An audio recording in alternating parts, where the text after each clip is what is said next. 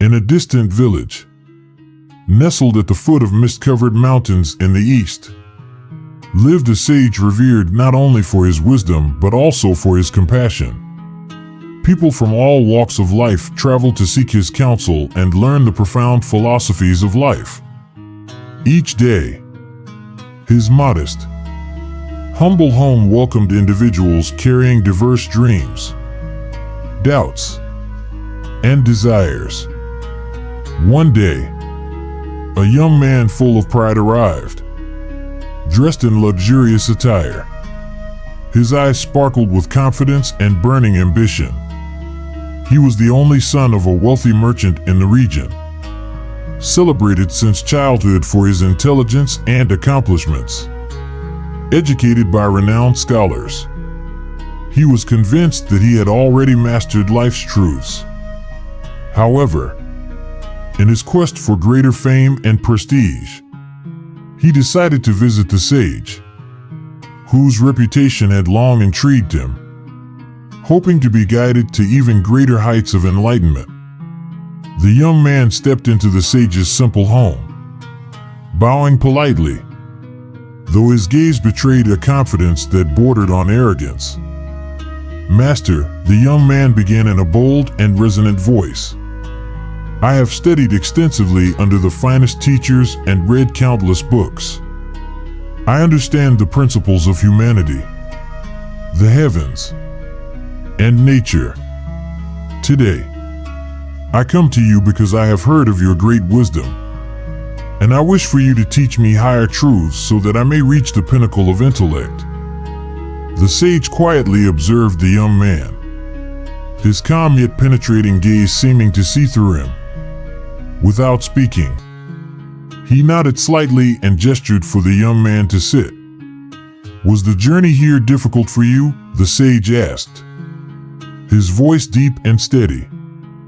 "Not at all, Master," the young man replied confidently. "But along the way, I saw many people living without purpose, unable to appreciate knowledge or the beauty of life. I truly hope you can help me rise above such people so that I may guide and enlighten them." The sage smiled faintly but said nothing more. He rose slowly, walked to a corner of the room, and retrieved an old teapot and a set of small, time-worn cups. "Let me offer you some tea first," he said, his eyes carrying an air of mystery. The sage carefully poured tea into the young man's cup. Steam rose gently as the hot liquid flowed. The young man sat upright, watching every motion. When the cup was full, the sage continued pouring. The tea spilled over the brim, onto the table, and then dripped to the floor. "What are you doing, Master?" the young man exclaimed in surprise. "The cup is already full. Can't you see it's overflowing?" The sage set the teapot down and looked deeply into the young man's eyes, his calm demeanor exuding a quiet authority. "You are like this cup," the sage said slowly. "Your mind is already filled with what you believe to be the truth. No matter how much I pour, nothing more can be added. If you wish to learn, you must first empty your mind." The young man was unsatisfied with the response. He frowned, finding the sage's words puzzling.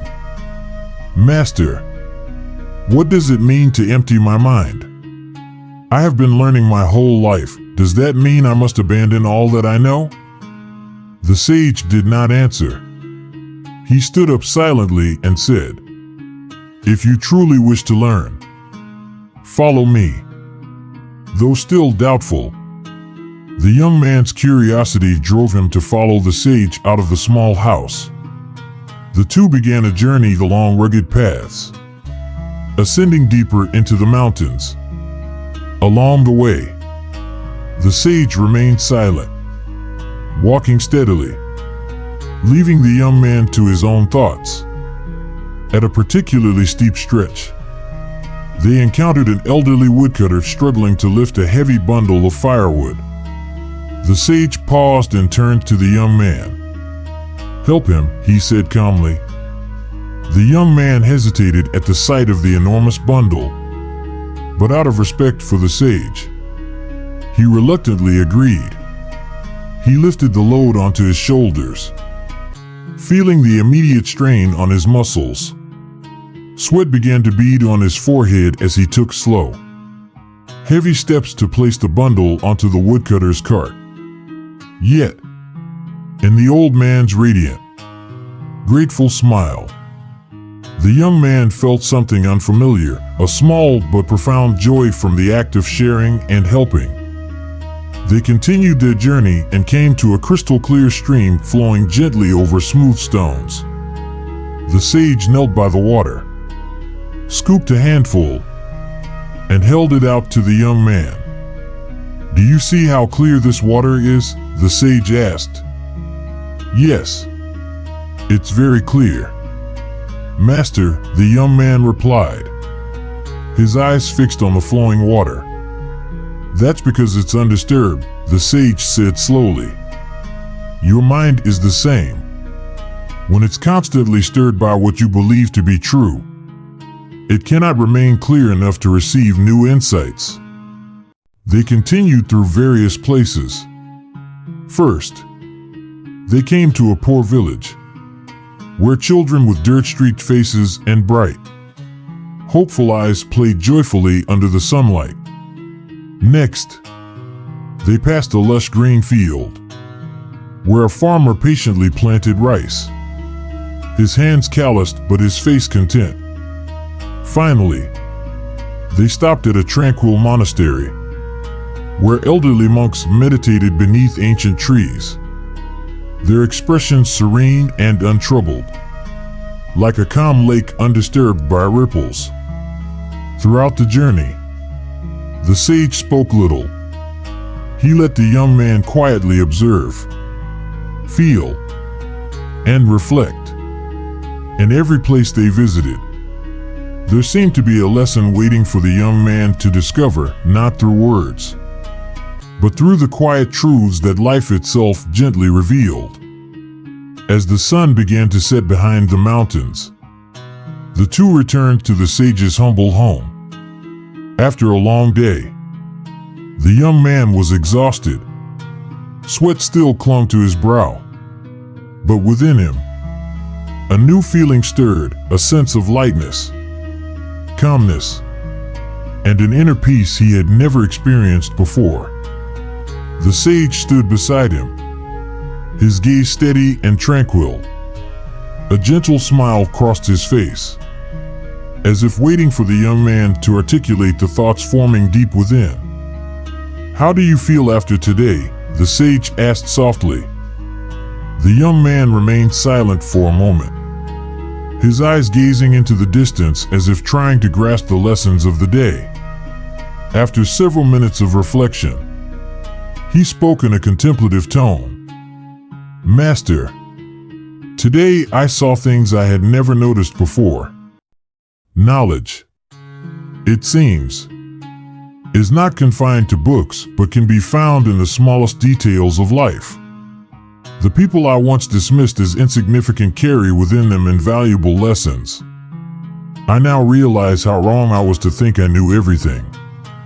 The sage nodded, his eyes glowing with quiet satisfaction. He responded slowly, "That is true. A person does not only need to learn but also to let go. Letting go does not mean rejecting knowledge, it means emptying the mind to make space for new understanding. A cup that is already full cannot hold any more tea. But when you empty it, you can savor the true essence of each drop that is poured in." The young man looked at the sage, a profound sense of respect swelling in his heart. The sage's words were like light, dispelling the darkness of arrogance that had clouded his mind. Bowing deeply, the young man, for the first time, felt humbled before the vastness of the world. From that day forward, The young man chose to stay and study with the sage. No longer bound by self-conceit, he adopted an attitude of humility and openness, embracing the simple yet profound lessons life had to offer. Lessons from the story. Humility is the foundation of wisdom. Only by letting go of preconceptions and ego can one truly embrace deeper knowledge. Knowledge is not confined to books. Life's most valuable lessons often emerge from everyday experiences and the simplest of things.